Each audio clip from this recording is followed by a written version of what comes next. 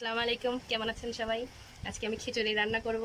এখানে বাসমতি চাউল আছে, এখানে ডাল আছে, মসুরের ডাল আর কালোর ডাল মিক্স করা, এখানে পেঁয়াজ রসুন কাঁচামরিচ, আর এখানে নিয়েছি হচ্ছে পুঁইয়ের শাক। ডালটাকে দিয়ে দিলাম,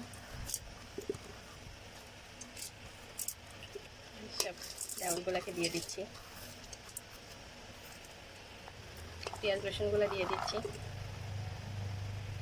এবার পুঁইয়ের শাকের পাতাটাও দিয়ে দেবো আমি।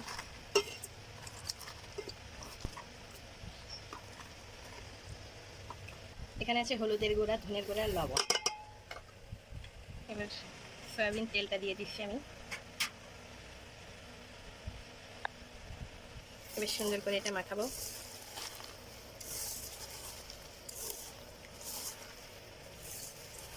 আমার মাখানো হয়ে গেছে, এবার পানি দিয়ে দিলাম।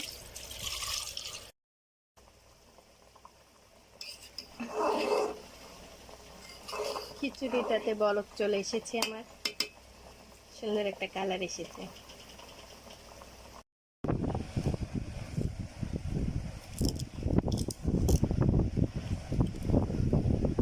বেশি করে ঝাল দিয়ে আলু ভর্তা।